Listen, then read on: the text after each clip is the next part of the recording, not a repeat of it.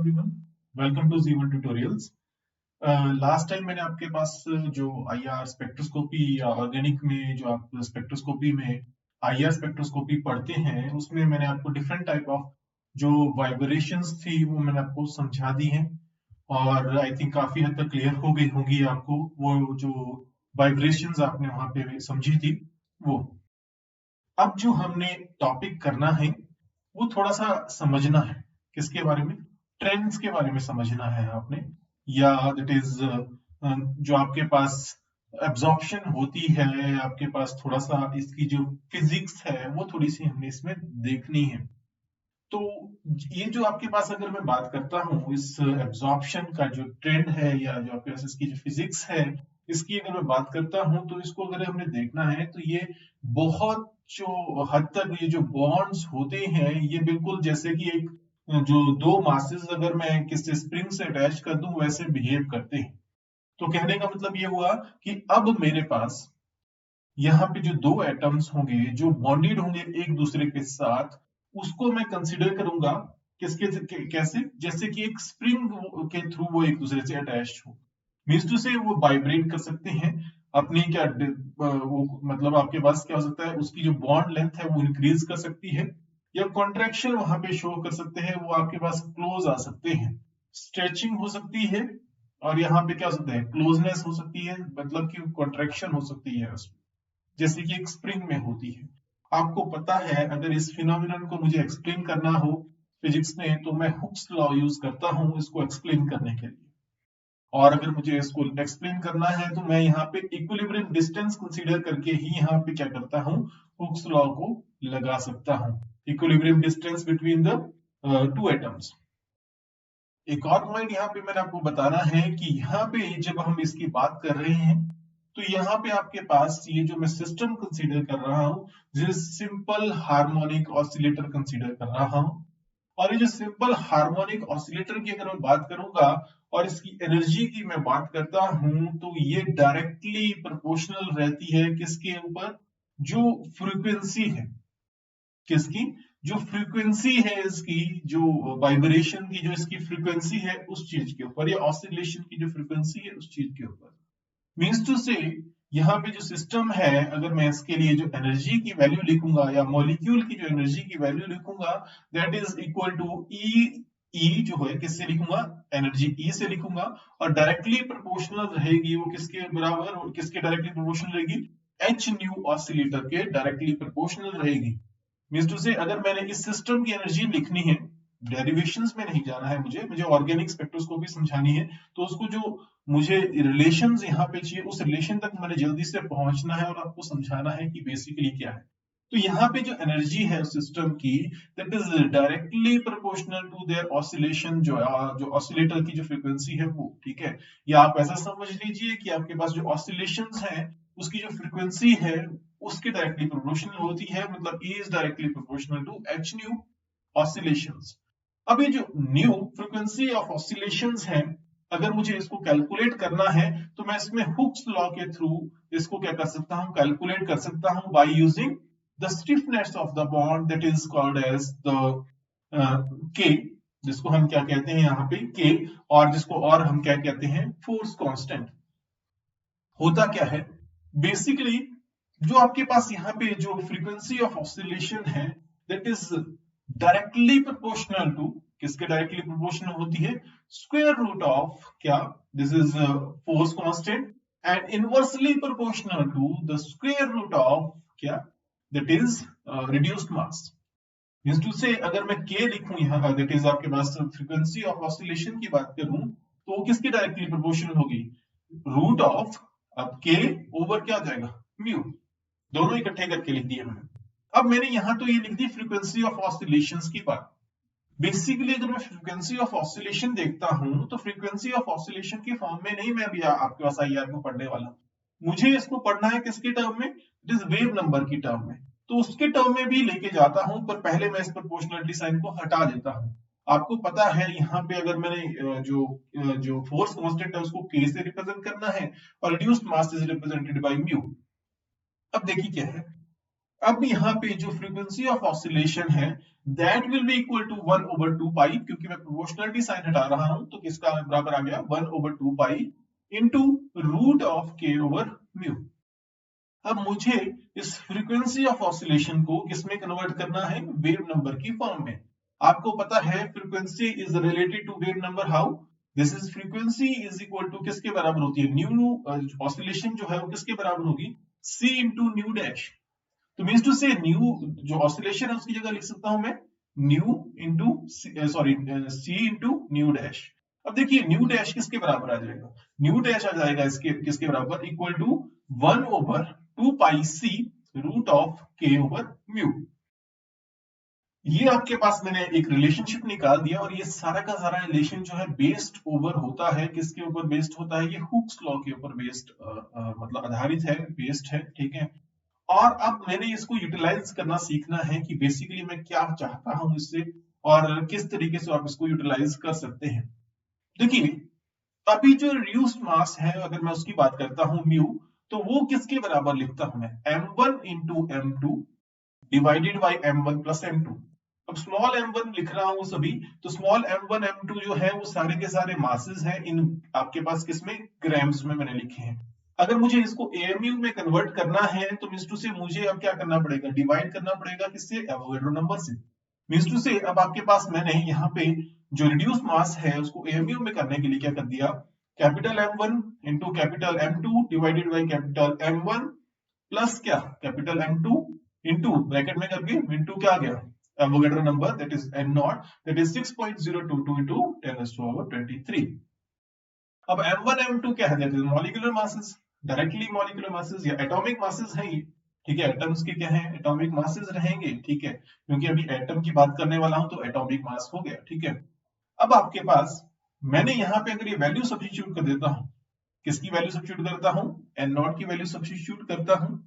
अब आपके पास जब मैंने N0 की वैल्यू सब्स्टिट्यूट कर दी या आपके पास 2 की वैल्यू सब्स्टिट्यूट कर दी, दैट इज आपके पास पाई की वैल्यू सब्स्टिट्यूट कर दी एंड सी की वैल्यू सब्स्टिट्यूट कर दी, तो आपके पास बेसिकली क्या आ सकता है, ध्यान रखना है इस बात का कि जो मैं सी सब्स्टिट्यूट कर रहा हूं सी इज इक्वल टू किसके बराबर होता है 3 इंटू 10⁸8 मीटर्स पर सेकेंड। अगर सेंटीमीटर्स में मुझे कन्वर्ट करना है तो 3 इंटू 10⁻10 सेंटीमीटर्स पर सेकेंड के बराबर होगा ये। अब मैंने ये करना है, ये सारी वैल्यू सब्स्टिट्यूट करनी है, तो मैं सभी की सभी वैल्यू से सब्स्टिट्यूट करता हूं तो ये रिलेशनशिप आपके पास न्यू डैश बन जाएगा आपके पास किसके बराबर, equal to 4.12 root of k over mu. देखिए इतना सिंपल रिलेशनशिप आपके पास आ गया है, और अगर मैं नोटिस करूं इतना सिंपल अगर आपके पास रिलेशनशिप बन गया है तो अब आपके पास इसको मैं कहीं भी यूटिलाइज कर सकता हूं। जैसे कि अगर आपने इसको दैट इज के की वैल्यू निकालनी है, आपके पास वेव नंबर निकालना है आपने कि कितनी वेव नंबर पे ये एब्जॉर्प्शन शो करेगा, वो भी आप यहां से निकाल सकते हैं। इसको समझने के लिए मैं क्या करता हूं, एक एग्जांपल लेता हूं। एग्जांपल में मैं आपके पास बता रहा हूं कि मुझे सी डबल बॉन्ड सी के लिए एब्जॉर्प्शनल फ्रीक्वेंसी निकालनी है। सी डबल बॉन्ड सी के लिए एब्जॉर्प्शनल फ्रीक्वेंसी निकालनी है, कैसे निकालूंगा, या एब्जॉर्प्शनल जो वेव नंबर की वैल्यू निकालनी है कैसे निकालूंगा। अब आपके पास मतलब के आपको दिया होना चाहिए, तो के की वैल्यू हमारे पास दी गई 10 इंटू 10⁵ डाइंस पर सेंटीमीटर, ठीक है।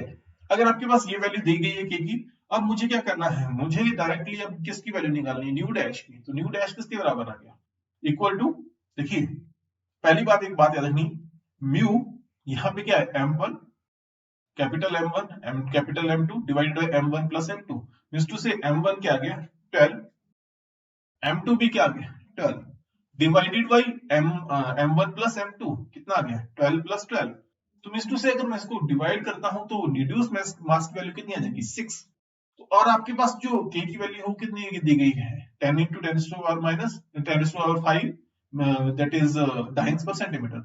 अब मैं इन सभी वैल्यूज को सब्स्टिट्यूट करता हूं तो देखिए अब आपके पास इसका जो आंसर आता है आपके पास आ जाएगा कितना 1682 सेंटीमीटर इनवर्स। और अगर आप नोटिस करेंगे जो c double bond c this is calculated value from this formula. और अगर मैं यहाँ पे बात करता हूँ, यहाँ पे अगर मैं इसको ऑब्जर्व करता हूँ इंस्ट्रूमेंट से, तो इसकी वैल्यू आती है सी डबल बॉन्ड सी के लिए 1650 centimetre inverse, means to say we are quite closer to that values. तो अब आपके पास यहाँ से एक बात समझ गया कि क्या यहाँ से आपके पास हम क्या निकाल सकते हैं, एब्जॉर्प्शनल फ्रीक्वेंसी या आपके पास वेव नंबर की वैल्यू अब आप निकाल सकते हैं यहां से। तो देखिए कितना इंपॉर्टेंट रिलेशनशिप है और आपके पास क्या क्या ये काम कर सकता है। अब चलिए मैंने जो अभी आपके पास यहाँ पे जो फिजिक्स थी वो तो डिस्कस कर ली। अब आपके पास यहाँ पे जो मैंने आपके पास डिस्कस करना है वो क्या करना है, ये जो आपके पास जो एब्जॉर्प्शन होती है या आपके पास जो वैल्यू है वेव नंबर की वो कैसे वेरी करती है, इंक्रीज करती है, डिक्रीज करती है, कैसे करती है। क्लैरिफिकेशन याद रखनी है, जितनी बॉन्ड की स्टिफनेस उतना ही क्या होती है आपके पास वेव नंबर की वैल्यू ज्यादा होगी, मतलब एनर्जी ऑफ एब्जॉर्प्शन भी क्या होगी, ज्यादा होगी। अब आपके पास देखिए, अब आपके पास अगर मैं ट्रिपल बॉन्ड की बात करता हूं, डबल बॉन्ड की बात करता हूं और सिंगल बॉन्ड की बात करता हूं, जैसे कि c triple bond c, c double bond c और सी सिंगल बॉन्ड सी, तो यहाँ पे जो स्टिफनेस होगी वो किसमें ज्यादा होगी, सी ट्रिपल बॉन्ड सी, मतलब एनर्जी यहाँ पे सबसे ज्यादा कौन एब्जॉर्ब करेगा, सी ट्रिपल बॉन्ड सी, उसके बाद c double bond c and c single bond c. मैंने यहाँ पे एरो से रिप्रेजेंट कर दिया है कि के की वैल्यू किस तरफ इंक्रीज कर रही है, ट्रिपल बॉन्ड की तरफ इंक्रीज कर रही है, क्योंकि के जो फोर्स कांस्टेंट है वो स्टिफनेस को रिप्रेजेंट करता है। स्टिफनेस जो है ज्यादा किसके लिए केस में होती है, ट्रिपल बॉन्ड के केस में, फिर डबल बॉन्ड और सिंगल बॉन्ड के केस में। अब आपके पास stiffness is directly proportional to that is wave number या एनर्जी ऑफ एब्जॉर्प्शन। तो means to say triple bond के लिए यहाँ पे एनर्जी ऑफ एब्जॉर्प्शन ज्यादा होनी चाहिए, आपके पास वेव नंबर की वैल्यू ज्यादा होनी चाहिए, उसके बाद डबल बॉन्ड की होनी चाहिए, उसके बाद सिंगल बॉन्ड की होनी चाहिए। चलो ये इंस्ट्रूमेंट से अब आपके पास जो इसकी वैल्यूज आती हैं वो भी आपके पास मैं लिख देता हूँ। देखिए तो अब आपके पास जो ट्रिपल बॉन्ड के लिए वैल्यू आती है दैट इज 2150 सेंटीमीटर इनवर्स आती है सी ट्रिपल बॉन्ड सी के लिए। सी डबल बॉन्ड सी के लिए आती है that is 1650 centimetre inverse and c single bond c के लिए आती है आपके पास 1200 सेंटीमीटर इनवर्स।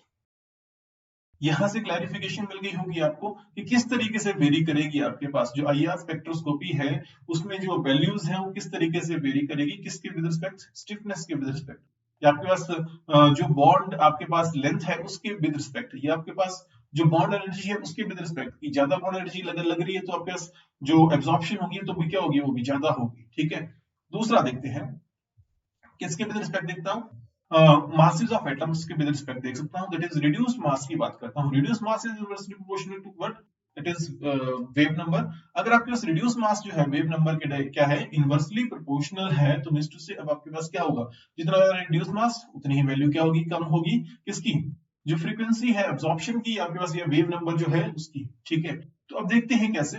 अब देखिए सी एच लिख रहा हूं मैं, उसके बाद सी कार्बन सिंगल बॉन्ड कार्बन लिख रहा हूं, उसके बाद कार्बन सिंगल बॉन्ड ऑक्सीजन लिख रहा हूं, उसके बाद कार्बन सिंगल बॉन्ड क्लोरीन लिख रहा हूं, उसके बाद carbon single bond bromine and single carbon single bond iodine last में लिख दिया। ये सभी के सभी जो आपके पास बॉन्ड्स हैं, इस बॉन्ड्स में आप देखेंगे कि कितनी एब्जॉर्प्शन की वैल्यू रहती है।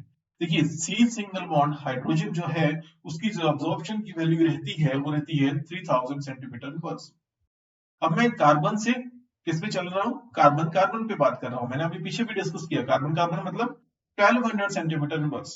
तो अगर कार्बन कार्बन कितनी बता रहा है, 1200 सेंटीमीटर इनवर्स बता रहा है। अब आपके पास कार्बन से क्लोरीन पे जा रहा हूं मैं, सॉरी ऑक्सीजन पे जा रहा हूं, तो ये जो एब्सॉर्ब करती है वैल्यू कितनी पे करती है, 1150 सेंटीमीटर इनवर्स पे। उसके बाद आपके पास अगर मैं बात करूं that is next, that is carbon chlorine, तो कार्बन क्लोरीन के लिए 750। कार्बन अगर मैं बात करूं दैट इज कार्बन ब्रोमीन के लिए, तो that is 600 centimetre inverse and carbon iodine के लिए दैट इज 500 सेंटीमीटर इनवर्स। तो देखिए आपके पास जब रिड्यूस्ड मास की वैल्यू इंक्रीज कर रही है आपके पास, या मासेस ऑफ एटम्स की वैल्यू इंक्रीज कर रही है, तो एब्जॉर्प्शन की वैल्यू भी क्या होगी, डिक्रीज होगी, एनर्जी ऑफ एब्जॉर्प्शन की वैल्यू क्या होगी, डिक्रीज होगी। तो यहां से आप समझ सकते हैं इस चीज को कि जितना ज्यादा मासेस बढ़ेंगे उतनी ही वैल्यू क्या करेगी, डिक्रीज करना शुरू करेगी। एक पॉइंट आपके साथ मैंने लास्ट टाइम डिस्कस किया कि स्ट्रेचिंग जो है वो हमेशा ज्यादा रहेगी एज कंपेयर टू बेंडिंग। उसके बारे में मैं ज्यादा डिस्कस नहीं करूंगा क्योंकि आपको पता है स्ट्रेचिंग आपके पास 3000 सेंटीसीएच की जो स्ट्रेचिंग होती है 3000 सेंटीमीटर इनवर्स के आसपास आती है। ठीक, अप्रोक्सीमेट बोल रहा हूँ। ठीक है, और अगर आपके पास बेंडिंग की बात कर रहा हूँ तो आपके पास 1340 सेंटीमीटर इनवर्स के आसपास आती है अप्रोक्सीमेटली। ठीक है, तो बेंडिंग हमेशा लेसर रहती है और स्ट्रेचिंग जो है हमेशा ज्यादा रहती है। ठीक है, अब उसके बाद जो तीसरा पॉइंट जो आपके पास बहुत इंपॉर्टेंट है, मोस्ट इंपॉर्टेंट है यहाँ पे, दैट इज क्या, दैट इज आपके पास हाइब्रिडाइजेशन। देखिए हाइब्रिडाइजेशन भी बहुत इंपॉर्टेंट रोल प्ले करती है। जब आपके पास hybridisation percentage s character bonds में आपके पास इंक्रीज करता है तो आपके पास क्या होता है, एनर्जी ऑफ एब्जॉर्प्शन की वैल्यू भी क्या करती है, इंक्रीज करती है, वेव नंबर की वैल्यू भी इंक्रीज कर जाती है। जैसे कि पहला एग्जांपल लिख लिया मैंने ट्रिपल बॉन्ड CH, दूसरा बॉन्ड लिख लिया डबल बॉन्ड CH एंड तीसरा बॉन्ड लिख लिया सिंगल बॉन्ड CH। अब देखिए पहले में हाइब्रिडाइजेशन sp, सेकंड में आपके पास sp2 और थर्ड में sp3। परसेंटेज कैरेक्टर जो है कार्बन में किसमें, कार्बन और हाइड्रोजन बॉन्ड में किसमें ज्यादा है, पहले में, पहला एग्जांपल जो ट्रिपल बॉन्ड CH है। तो इसकी जो एनर्जी ऑफ एब्जॉर्प्शन की वैल्यू आती है that is 3300 centimetre inverse, means to say जितनी ज्यादा आपके पास sp मतलब परसेंटेज कैरेक्टर होगा उतनी एब्जॉर्प्शन की वैल्यू ज्यादा रहेगी। तो sp2 के केस में हमारे पास जो वैल्यू आती है that is 3100 centimetre inverse, and जो आपके पास CH है जिसमें sp3 हाइब्रिडाइजेशन है उसमें जो वैल्यू आती है दैट इज 2900 सेंटीमीटर इनवर्स। और बहुत सिंपल है, अब आप इससे समझ गए होंगे कि जितनी आपके पास sp हाइब्रिडाइजेशन की तरफ s करेक्टर की तरफ आप जाएंगे उतनी ही वैल्यू आपके पास एब्जॉर्प्शन की इंक्रीज्ड आपके पास आएगी। नेक्स्ट स्टेप आपके पास क्या होता है कि दैट इज कंजुगेशन। कंजुगेशन से क्या फर्क पड़ेगा, देखिए कॉन्जुगेशन क्या करती है, जो बॉन्ड ऑर्डर को डिक्रीज करती है बेसिकली। जैसे कि अगर मैं कार्बन डबल बॉन्ड ऑक्सीजन की बात करूं तो वहां पे आपके पास जो कार्बोनाइल ग्रुप है, अगर मैं सिंपल कीटोन की बात करता हूं तो वो आपके पास 1715 सेंटीमीटर इनवर्स पे एब्जॉर्प्शन शो करता है। लेकिन जैसे ही जो carbonyl C double bond O है वो क्या करता है, कार्बन डबल बॉन्ड कार्बन के साथ क्या कर देगा, कॉन्जुगेशन शो कर देगा, तो उसकी जो बॉन्ड ऑर्डर है वो डिक्रीज कर जाएगा। तो अब बॉन्ड आपके पास एनर्जी की वैल्यू क्या कर देगी, डिक्रीज, मतलब आपके पास एनर्जी ऑफ एब्जॉर्प्शन की वैल्यू भी क्या कर जाएगी, डिक्रीज। तो यहाँ पे जो एब्जॉर्प्शन है वो डिक्रीज कर जाती है और आपके पास जो वेव नंबर की वैल्यू आती है that is 1675 to that is 1680 centimetre inverse.